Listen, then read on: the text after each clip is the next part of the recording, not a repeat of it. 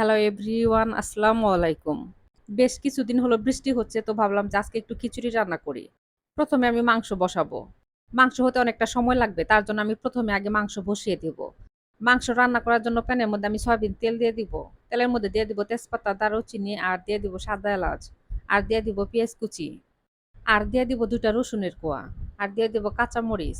কাঁচামরিচ, পেঁয়াজ এখন আমি তেলের মধ্যে ভেজে নিয়ে দিয়ে দিব আদা রসুন বাটা। আদা রসুন তেলের মধ্যে ভেজে নিয়ে এখন আমি সামান্য একটু পানি দিয়ে দিব। এখন আমি দিয়ে দিব স্বাদ মতো লবণ, আর দিয়ে দিব ২ চামচ শুকনা মরিচের গুঁড়া, আর দিয়ে দিব এখন আমি ১.৫ চামচের মতো ধনিয়ার গুঁড়া, আর দিয়ে দিব ১ চামচ হলুদের গুঁড়া, আর দিয়ে দিব ২ চামচ ভাজা জিরার গুঁড়া। যেকোনো রান্নার মধ্যে ভাজা জিরার গুঁড়া দিলে দেখবেন যে সবথেকে বেশি ভালো হয়। তো এখন আমি মসলাগুলো খুব ভালো করে কষিয়ে নেব। নিয়ে এখন আমি দিয়ে দিব ধুয়ে পরিষ্কার করে রাখা গরুর মাংস। মাংস আমি মসলার সাথে মিশিয়ে নিব। নিয়ে আমি চুলার জাল মাঝারি আঁচে রেখে তারপরে ঢাকনাটা ঢেকে কষিয়ে নিব। মাংস কষাতে তো অনেক সময় লাগবে। তো এই পাশে এখন আমি খিচুড়ি বসাবো। খিচুড়ি রান্না করার জন্য একটা বাটির মধ্যে এখন আমি পোলাওর চাউল ঢেলে নিব। চাউলের মধ্যে এখন আমি দিয়ে দিব মুগের ডাল, আর দিয়ে দিব মসুরের ডাল।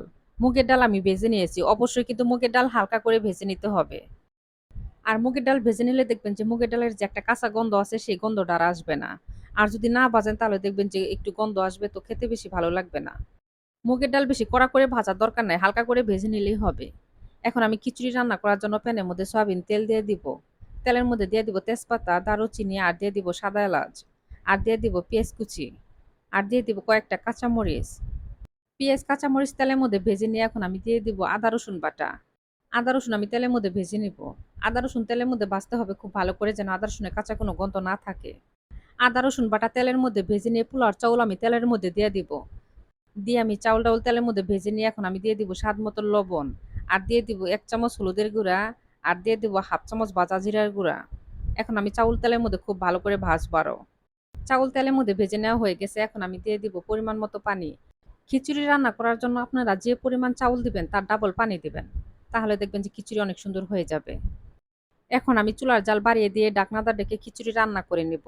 আর এই পাশে দেখেন মাংস প্রায় কষানো হয়ে গেছে, আর মাংসের মধ্যে কিন্তু আমি আলু দিয়েছি। এখন আমি মাংসের মধ্যে দিয়ে দিব ফুটন্ত গরম পানি। আমি মাংসের মধ্যে গরম পানি করতে পারছি, কিন্তু খিচুড়ির মধ্যে আমি ঠান্ডা পানি দিয়েছি। খিচুড়ির মধ্যে আমি গরম পানি দিতে পারি নাই, কারণ ২ টা চুলার মধ্যেই আমি রান্না করতেছি তার জন্য। আর এই পাশে আমার দেখেন খিচুড়ি রান্না কিন্তু হয়েও গেছে। ডাল দিলে দেখবেন যে খিচুড়িটা অনেক সুন্দর ঝরঝরাও হবে আর অনেকটা আঠালো হবে। তো ওই খিচুড়িটা একটু বেশি মজা লাগে। খিচুড়ি রান্না আমার একদম হয়ে গেছে। এখন আমি নামিয়ে ফেলবো। মাংস হতে আমার আরো ৫ মিনিটের মতো সময় লাগবে। এখন আমি চুলার জাল বাড়িয়ে দিয়ে তারপরে মাংসটা রান্না করে নামিয়ে ফেলবো।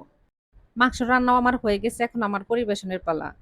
এরকম বৃষ্টির দিনে কার খিচুড়ি খেতে ভালো লাগে সবাই কমেন্ট করে জানাবেন। সবাই ভালো থাকবেন। আল্লাহ হাফেজ।